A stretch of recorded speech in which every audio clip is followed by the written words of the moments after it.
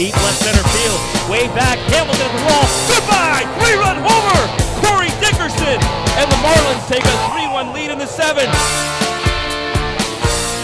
What is going on, everybody? Welcome back to the Hum Baby Baseball channel. And today we're going to talk about the Miami freaking Marlins, a team that had a .517 winning percentage in 2020, made the playoffs, swept the Cubs, which begs the question, was it a fluke or was it legit? Despite a COVID-19 outbreak that derailed their roster, they still stuck with it and made the playoffs and really had a very nice 2020. And they are making the moves this offseason. I mean, they're not going crazy, but they are making some nice moves, including a new general manager as Kim Ng, the former assistant GM of the Dodgers and Yankees, is now the GM for the Marlins. And one of her first moves is signing former San Francisco Giants prospect Adam Duvall. Hit 33 home runs in 2016, made the All-Star team, made the home run derby, and then hit 31 bombs in 2017 before getting traded to the Braves.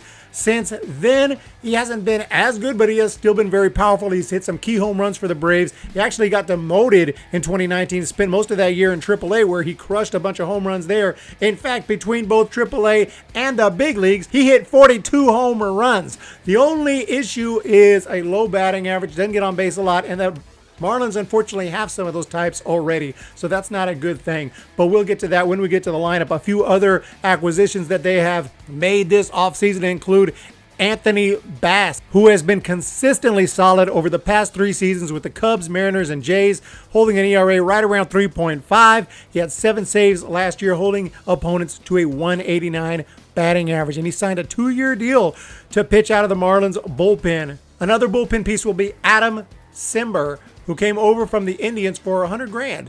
And although he doesn't throw really hard, he can produce ground balls. He had a 3.97 ERA last season and 3.89 for his career.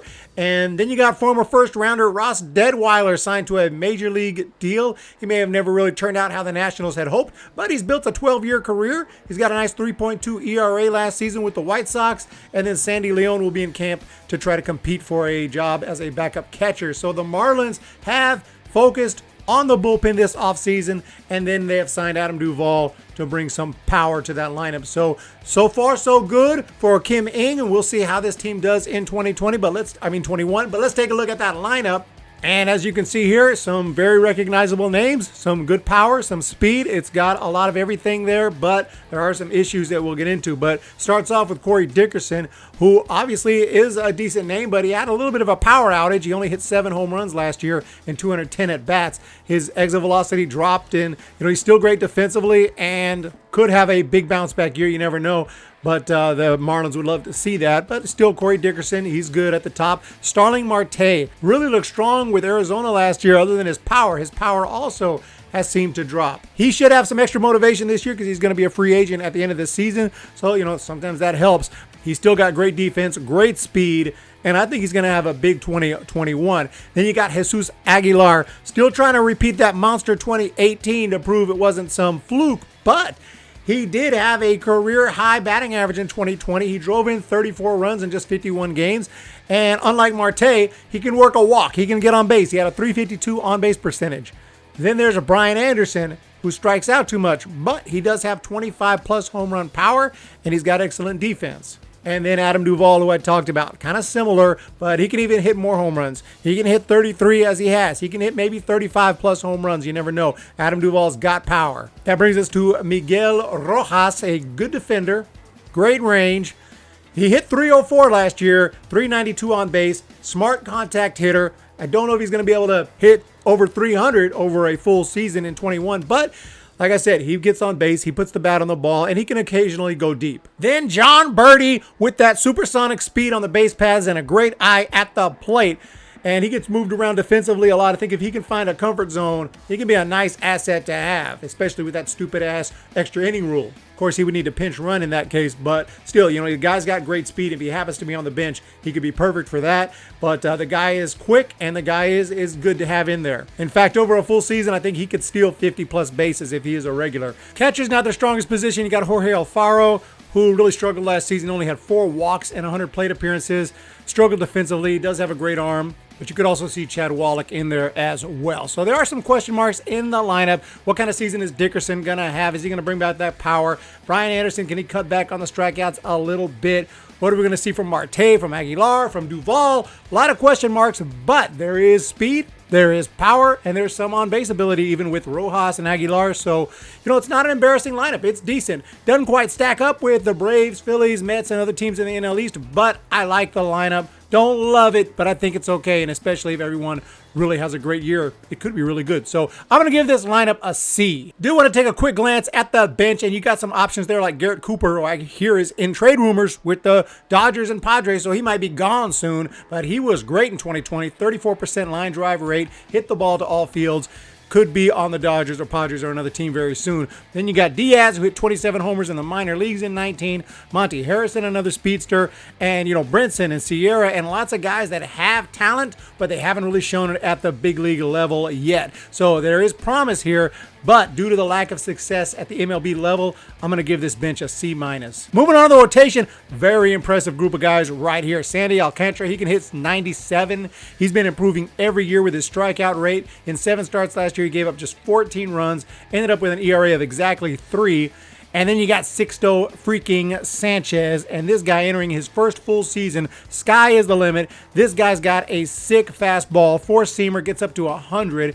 Great athlete, fields his position, mixes in other pitches, and he could have a big season, and I think he will. Then you got Pablo Lopez, super impressive for most of 2020. Ended up with 59 strikeouts in 57 innings, 3.61 ERA, fantastic changeup with movement. And I see those top 3 guys being really good in 21. And it really doesn't slow down a whole lot from there because Eliezer Hernandez, he has got a sick slider. He attacks hitters with confidence. Even though his fastball doesn't hit 100, he is still solid. He strikes out a lot of guys. He struck out 34 last season with a 3.16 ERA, walking just 5. And finally, there's Trevor Rogers, 2017 first rounder, 2.9 ERA and 23 minor league starts in 2019. Not too impressive in 2020, but he's got great strikeout stuff. He's got a strong changeup. Good chance that he settles in and has a better season. And if not, or if any of these guys falter, they do got Braxton Garrett waiting in the wings, another fantastic pitcher in the minors with great strikeout stuff. He just had a little cup of coffee in 2020, but look for him in 21. So from top to bottom, it is not a bad rotation. I think this is their strongest area. I mean, yeah, there's no Jacob deGroms or Clayton Kershaw's in here, but hey, who knows who these young guys could turn out to be? I mean, they could turn out to be legit pitchers. I think they already are. And I expect this rotation to be good in 2021. I'm sure that 1 or 2 of these guys aren't going to have a great year, but overall, that is a lot of nasty stuff. That is a lot of good young arms. And I'm going to give the Miami Marlins starting rotation a B.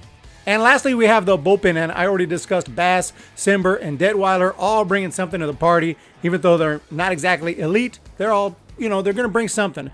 And Yimi Garcia, likely your closer. He's got a great slider, and he seems to have found a little comfort zone in Miami. He didn't have a great sample size, but only gave up 1 run in 2020. And then you got James Hoyt. He's a guy that's like always stashed away in AAA, but when he gets his opportunity, he freaking dominates. So, I mean, last year, 1.23 ERA for Miami. Richard Blyer, another guy, a lefty, and I think they just picked him up during the COVID era where they had to get someone, so they grabbed this guy from the Orioles, and he took full advantage. He walked just 4 guys out of 52 batters and had a great ground ball rate, had a great ERA, 2.63. So this guy could be legit. And, there's some talent here. The Marlins have found some talent. They've gone shopping for more, and their bullpen is actually decent. Now, obviously, some of those ERAs and percentage I talked about are not going to be so impressive after a 162-game season. That's just the way it goes. You're going to have some bad outings, and they're going to give up some runs. But I think this bullpen is okay. I mean, it's fairly stable, and, they got good righties. They got good lefties. They got Garcia, and, all said, I think it's decent. I don't think it's great, but I think it's decent, and I'm actually going to give this bullpen a B-. So there you have it for the Marlins. Just a quick look over at this team for the 30 clubs in 30 days. And after a full evaluation, do I think they can repeat their 2020 success?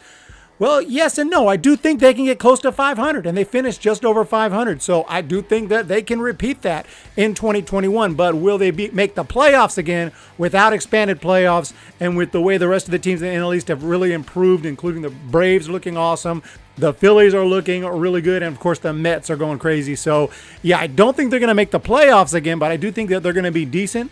I think they're going to be a challenge, and I think down the stretch they could be a really tough matchup for teams trying to make the playoffs. And who knows? I could be wrong, and they could surprise and make a wild card push or something. So who knows? But right now I think that they're not quite ready for that.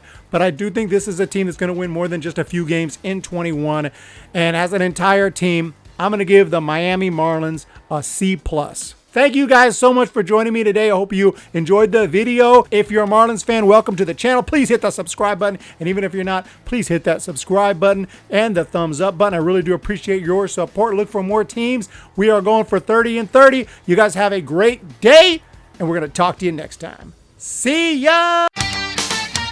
When the Giants come to town, it's bye-bye, baby. Every time the chips are down, it's bye-bye.